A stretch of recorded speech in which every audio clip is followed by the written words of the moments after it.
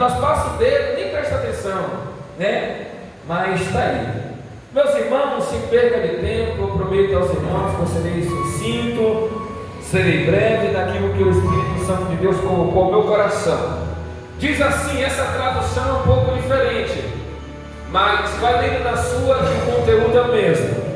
Diz assim: quando já estávamos em terra, são e salvo, sumamos que a ilha se chamava Malta. Os moradores dali nos trataram com muita bondade. Como estava chovendo e fazia frio, acenderam uma grande fogueira. Paulo ajuntava um fecho de graveto e os estava jogando no fogo, quando uma cobra, fugindo do calor, agarrou-se na mão dele. Os moradores dali viram a cobra pendurada na mão de Paulo e comentaram: este homem deve ser um criminoso, pois ele escapou do mar. Mas mesmo assim, a justiça divina não vai deixá-lo vivo. Mas Paulo sacudiu a cobra para dentro do fogo e não sentiu nada. Eles pensavam que ele iria ficar inchado ou que ia cair morto de repente. Porém, depois de esperar bastante tempo, vendo que não lhe acontecia nada, mudaram de ideia e começaram a dizer que ele é um Deus. Amém? Senta, por favor, aquele que ficou de pé.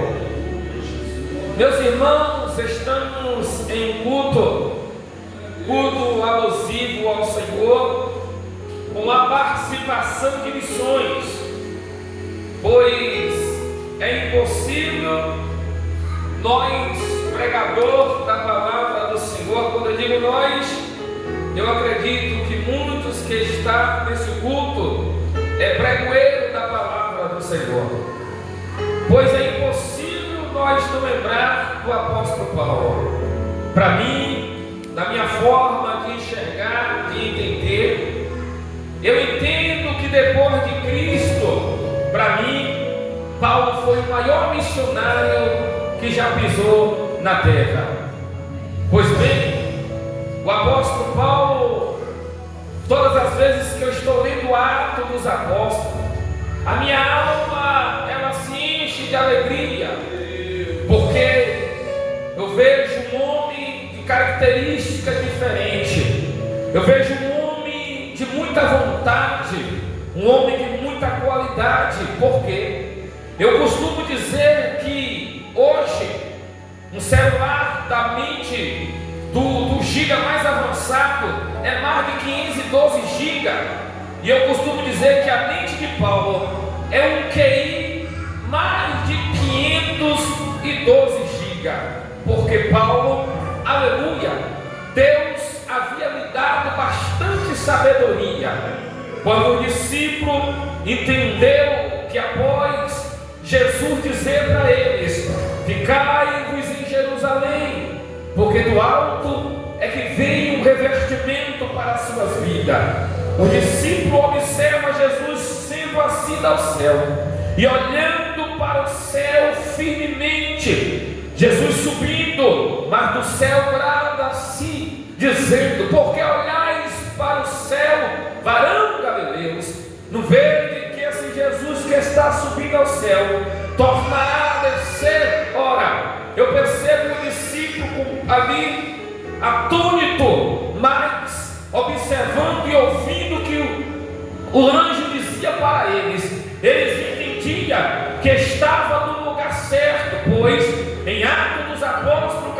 2, se cumpre-se o dia de Pentecoste, e nós observamos que depois da descida do Espírito Santo se inicia-se o ministério dos discípulos. Ora, eu percebo que depois que o discípulo recebe o batismo com o Espírito Santo, ali começa-se a obra missionária na vida do discípulo. Mas eles estão ilhados. Por quê? Eles estão ilhados porque eles entendem que o Evangelho tem que ser pregado em Jerusalém e Judá. Oh, meu Deus do céu! Enquanto Deus diz que o Evangelho tinha de ser pregado em todos os confins da terra, o discípulo está ilhado a ponto de, quando Pedro prega, mais de 3.000 almas se rendem aos pés do Senhor. Mas para Pedro isso é o suficiente. Por quê? Para Pedro isso é o suficiente, porque para eles, para Pedro, a salvação tinha que vir dos judeus. É tão certo do que eu estou falando, porque em Atos dos Apóstolos, capítulo de número 10, nós entendemos que um moço chamado Cornélio, um centurião da corte romana, a Bíblia diz que este homem era temente a Deus, e uma das suas obras era prestar serviço à sociedade carente, de tal forma que esse homem, aleluia, agradava o coração de Deus. Quando foi um dia, Cornélio recebe a presença do Espírito Santo de Deus na sua casa. O homem trimo, aleluia, mas o mesmo que desce na casa de Cornélio vai avisar Pedro que havia uma necessidade de um paradigma ser quebrado dentro da casa de Pedro. Eu já abro parênteses para aplicar algo aqui nesta noite. Estamos vivendo uma época que é farinha pouca, meu pirão primeiro. Como isso? Igreja certa é a minha, igreja que Deus se manifesta é a minha, igreja boa é a minha, e o certo é aqui. E Jesus fez assim. Por isso que eu sigo a Bíblia. É que você tem que guardar tal dia. Irmãos, estamos vivendo um dia difícil, mas eu acredito em um Deus que nos chamou com a mente diferente. Eu acredito em um Deus que se manifesta em nosso meio de uma maneira terrível, aleluia, para nos alertar, aleluia, desse pensamento ilhado, desse pensamento de bairro, desse pensamento de rua, desse pensamento de cidade. Levanta a mão, por favor. Levanta a mão no céu, por favor. Deus me chamou não só para viver na cidade de Itapitanga. Deus te chamou para te levar, aleluia, em muitos dos lugares, para pregar esta palavra que salva, que cura, que batiza, que santifica, que renova e transforma a vida do homem. É Deus. A ponto que Pedro está pensando que o Evangelho era só para os judeus. Mas a Bíblia diz que o mesmo Deus que está na casa de Cornélio vai se manifestar para Pedro no terraço, o lençol desce, amarrado em 4 pontas, e ali havia, bendito seja o nome do Senhor, algumas espécies de animais impuras que não podia comer, e a ordem de Deus é: mata e come. Pedro olha e diz: como? Não posso comer porque é impuro.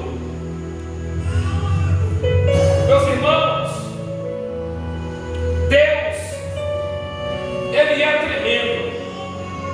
Deus, Ele tem as suas formas de se manifestar no meio do seu povo. Eu ouvi aqui uma saudação abençoada da nossa irmã missionária Cláudia. Por quê? Deixa eu dizer um negócio aqui. Eu sei que você tem gente aqui que tem muito mais tempo na presença de Deus do que eu. Mas eu conheço a igreja desde 1994.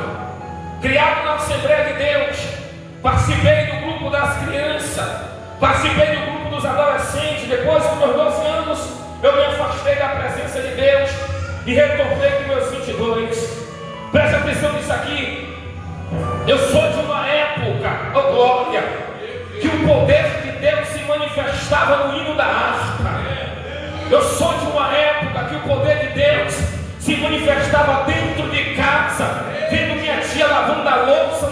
sabia.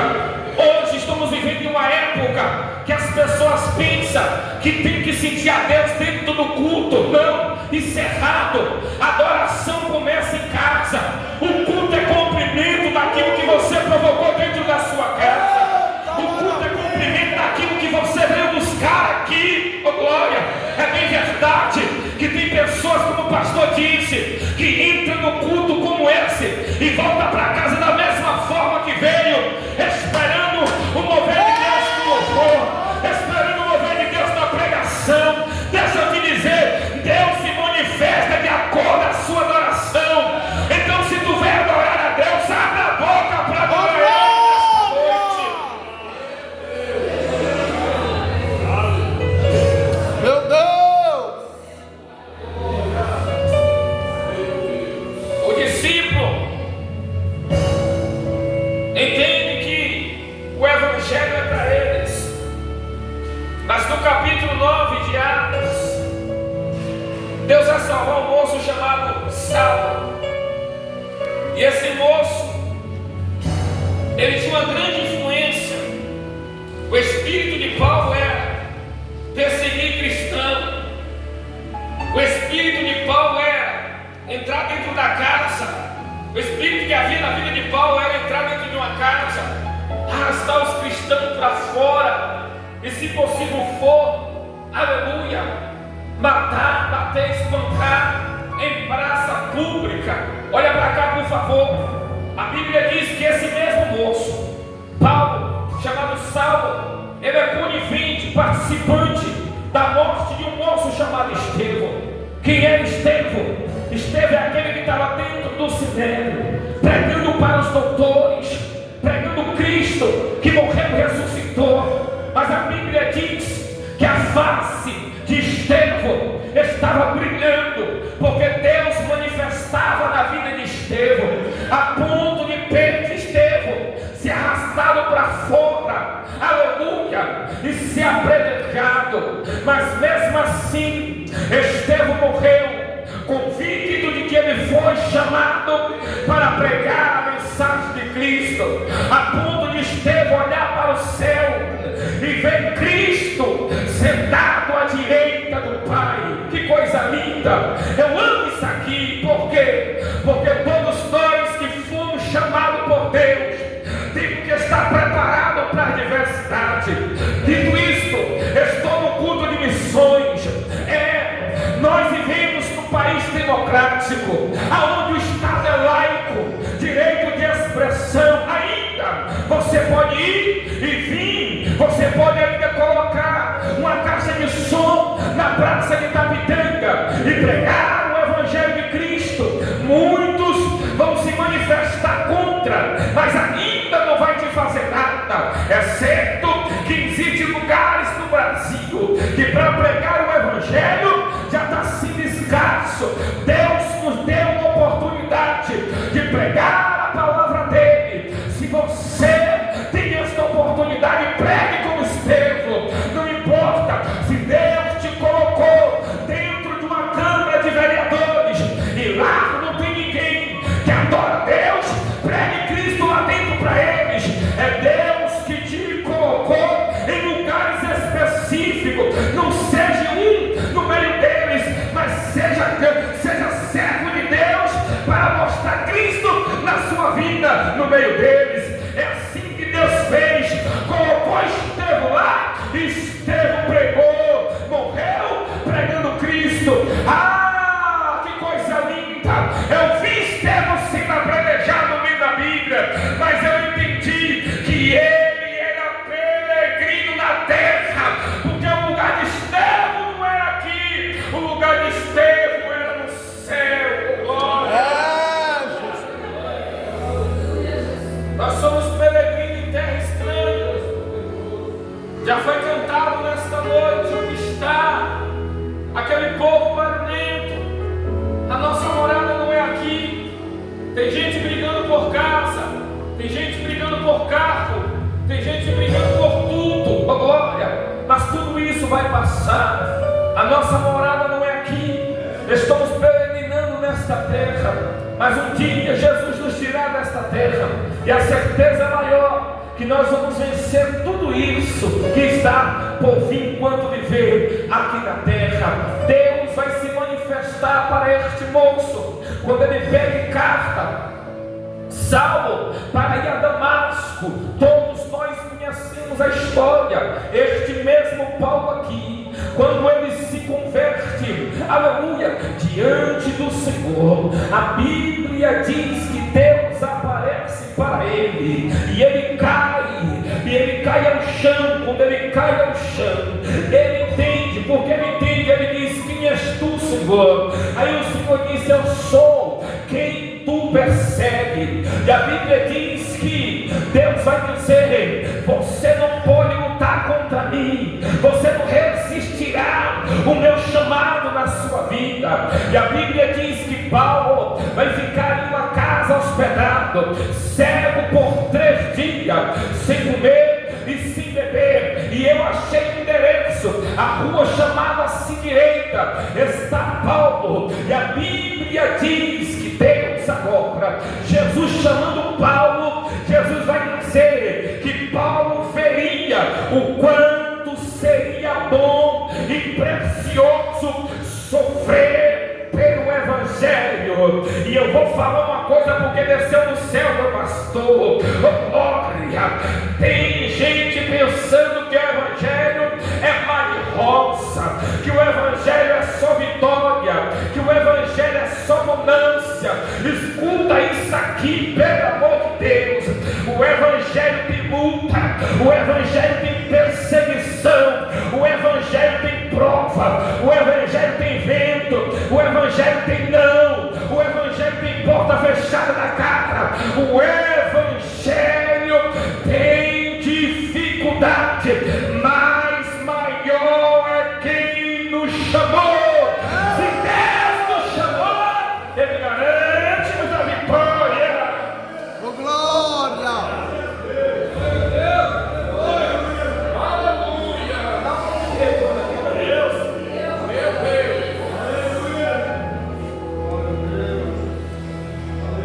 Capítulo 9 de Atos. Saulo se converte ao Evangelho. E quando, talvez nós não entendemos, né? Muita gente, melhor dizendo, não entende quando Deus pega alguém que a sociedade descarta, que a sociedade diz que não tem mais jeito, que a sociedade diz que não vai, que não presta. Porque eu estava pregando em uma cruzada na cidade de Mucuri. Obrigado, meu filho, agora eu estou falando de verdade, não? Agora eu estou falando. Glória! Olha, eu estava pregando numa cidade chamada Mucuri, uma cruzada na praça. E o Espírito Santo mandou dizer assim para a igreja: ó, Deus só gosta de ex que não presta. Deus, ele é perito em trabalhar na área de reciclagem humana. Quando o mundo descarta, Deus diz: eu pego porque tem jeito. Quando olharam para Paulo e disse: esse é perseguidor, tem que morrer, Deus olhou para ele e disse: primeiro ele vai ganhar muitas almas para o meu reino. E a Bíblia diz que Paulo, oh glória, no capítulo 16, Paulo já expandiu o seu ministério. E um dia Paulo quer ir para a Ásia pregar o Evangelho, e o Espírito Santo de Deus diz: para a Ásia tu não vai, Paulo. Oh glória! O Espírito Santo de Deus impede Paulo de ir. Deixa eu melhorar, porque você não entendeu. O Espírito Santo de Deus impede Paulo de ir. Aqui eu lembro, eu descobri, varão, que tem obras na nossa vida que não é o tempo de Deus não em si, mas nós, para se fazer tal ou dizer que somos, nós vamos. E quando nós vamos, chegando lá é vento, é prova. Deus não está no negócio. Você não entende porque a igreja não enche, você não entende porque não dá certo, é porque Deus não está no negócio. Esses dias eu ouvi um pregador dizer em ouvir o não de Deus. Nem tudo Deus vai dizer sim para nós. Tem relacionamento que é frustrado. Por quê? Porque Deus não está no negócio. Nós se enganamos. Deus não está no negócio. Eu estava orando por uma amiga minha que mora em São Paulo, em Barulho. O casamento dela está se acabando. E ela disse: Júnior, me ajuda em oração. Um dia ela mandou um áudio para mim e disse: Júnior, eu não entendo porque Deus permite que o meu casamento acabou. Deus nunca teve nesse casamento.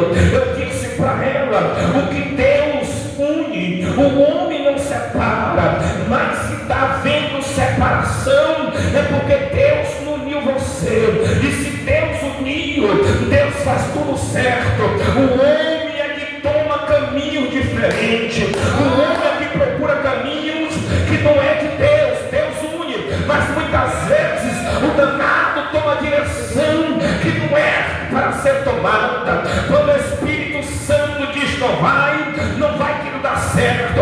Casou com um varão errado, é preguiçoso, não gosta de trabalhar. Você passa necessidade e diz: é Deus. Não, você casou com um camarada errado, casou com a mulher errada, preguiçosa, dorme até meio-dia, não presta nem para limpar a casa.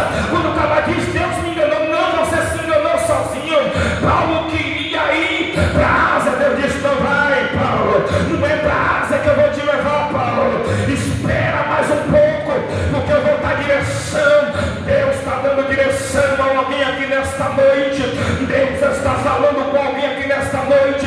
Eu venho debaixo de uma autoridade divina, te garantir, te reforçar, só para te dizer que Deus vai te dar direção. Fuja desse laço, porque Deus não está nesse laço. Pula fora, porque Deus não está nesse laço. É obra de engano. Oh, meu Deus do céu, eu conheço como Deus está falando. E a ordem de Deus é: ora mais, jejuma mais, busca mais, medita mais, pede mais. Porque eu sou Deus para dar, eu sou Deus para revelar, eu sou Deus para direcionar, eu sou Deus para te levar. Eu estou dando endereço para você aqui nesta noite. Por quê? Porque Deus não trabalha na Shopee, nem no Mercado Livre, nem no iFood. O que Deus trabalha é por direção. O entregador, para acertar teu endereço, ele coloca no Google ou segue aqui, é que o aplicativo está te dando a tua encomenda. Mas Deus não precisa disso. Ele diz: Jeremias, desce lá na casa do oleiro, desce lá, Jeremias, desce na casa do oleiro. E quando Jeremias desce, não precisou Deus esperar ele chegar para trabalhar. Tem gente que entrou aqui dizendo: enquanto eu vi o senhor está trabalhando, é engano. Antes de você chegar, ele está trabalhando na tua finança, ele está trabalhando no teu casamento, ele está trabalhando na tua empresa, ele está trabalhando no teu comércio, ele está na tua faculdade, ele está na tua escola, ele está na tua igreja. Deus está trabalhando. Quem acredita nisso? Quem acredita nisso? Quem acredita nisso? Você vem adorar a Deus, eu vou só escutar pregar. Se você vem adorar a Ele, por favor, manda um glória gostoso, porque Ele está na casa.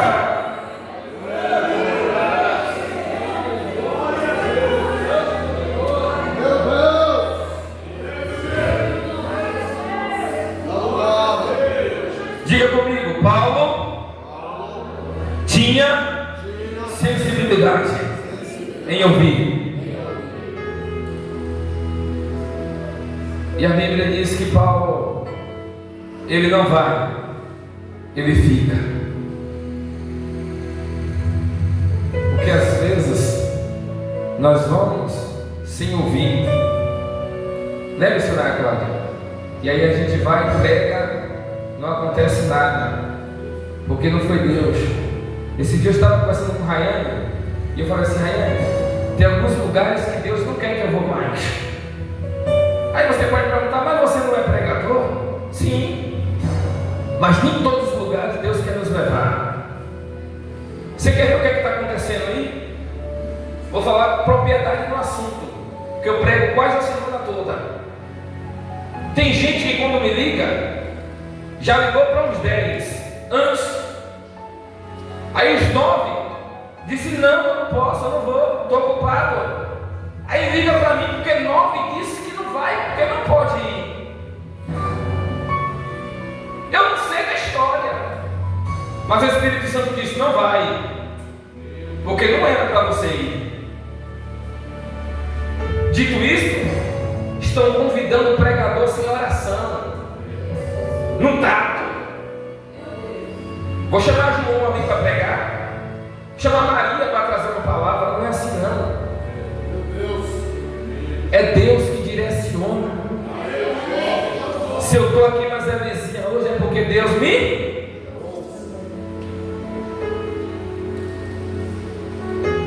Aí Paulo escuta uma voz: atravessa a Macedônia e nos ajuda aqui. Quem espera Deus ouve o chamado de quem precisa. Quem espera o tempo de Deus está pronto para ajudar quem precisa. E a Bíblia diz que Paulo, quando atravessa a Macedônia, Paulo vai sofrer. Paulo é bem recebido, Paulo é hospedado, Paulo é bem tratado. Mas ali existia uma moça. A moça tinha um espírito de adivinhação, e por intermédio daquele trabalho, ela dava muitos lucros na empresa dos seus senhores. Aí quando Paulo chega ali, a história vai mudar. Paulo passava e ela dizia: esses 2 homens é servo do Deus Altíssimo. Primeira vez, segunda vez, terceira vez, Paulo olhou para ela e disse assim: Satanás, eu te repreendo. Ela cai por terra. O demônio que usava ela da adivinhação vai sair da vida dela, e por intermédio de uma libertação, Paulo vai sofrer. Olha para cá. Por intermédio de uma libertação, Paulo vai sofrer, porque Paulo vai acabar com a falência do inferno. Mexeu com o inferno. Você está preparado para a obra de libertação? Você está preparado para o campo missionário? No campo missionário, você vai sofrer perseguição. Enquanto nós estamos aqui pregando para um povo que vai entrar no céu sem danos nenhum, lá fora, na janela 10/40, país fechado, que os crentes se infiltram no meio do pessoal da ONU de Direitos Humanos para poder pregar o Evangelho, aonde país que a Bíblia não entra, e se você for pego lá, você é preso como um traficante de Bíblia. Tem pastores morrendo dentro de pneu queimado, tem mulheres de pastores sendo estupradas, filhas de pastores, homens perdendo a vida por esse Evangelho, que aqui é de graça. E tem gente que não vem para o culto porque está com dor de dente, está com dor de cabeça, trabalhou o dia todo, está cansado. Eu fiz uma conferência missionária, e a africana que trouxe uma palestra, ela disse para mim: Evangelista Júnior, lá é 12 horas de culto, do jeito que começa, termina na África, pegando fogo. Nosso irmão dança, nosso irmão grita, nosso irmão pula. Sabe por quê? Porque ele sabe que adorar a Deus no sofrimento é mais gostoso do que adorar a Deus sem sofrer danos. Você já viu um crente quando está na prova? Ele ora, ele vai para o monte, ele chora de madrugada, mas quando ele está na bonância, ele vem para a igreja, senta na cadeira e dá um delegado, não tem coragem de abrir a boca para dar um glória, parecendo que está animal do Espírito Santo. Você não está gostando? Não coma pouco. Eu vim pregar Jesus aqui, e Jesus está dizendo: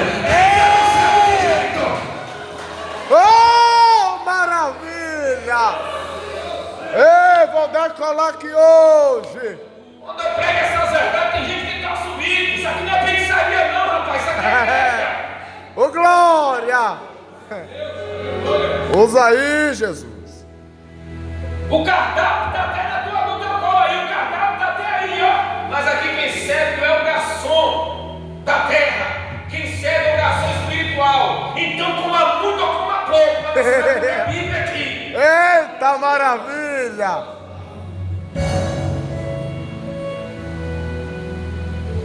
Vai açoitado, vai para a prisão. Mas dentro da prisão, vou terminar. Mas dentro da prisão,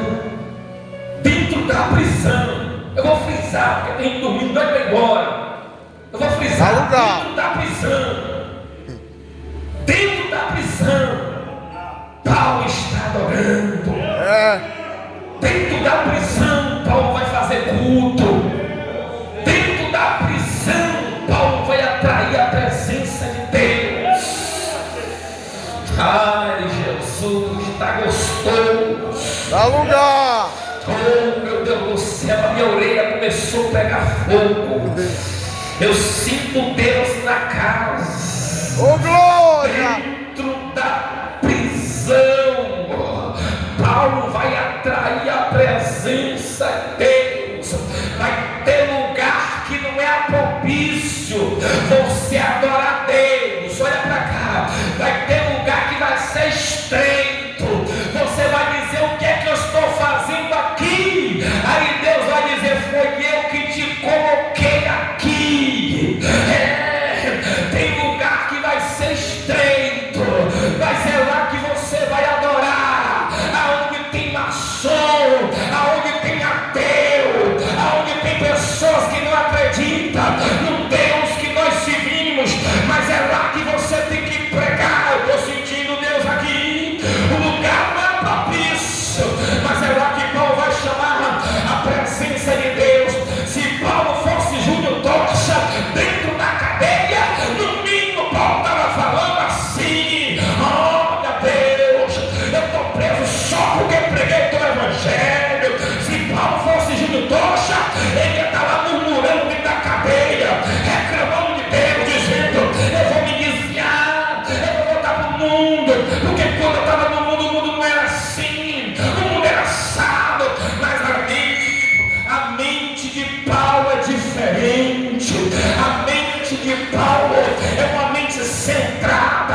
Você já prestou atenção que tem gente que quer sair da igreja por qualquer coisa? Mas eu louvo a Deus que eu estou pregando para um povo que em meio às lutas, em meio às tribulações, em meio às perseguições, está aqui. Quem está comigo? Quem está comigo? Quem está comigo? Manda um glória para ele aí, por favor. Ô glória!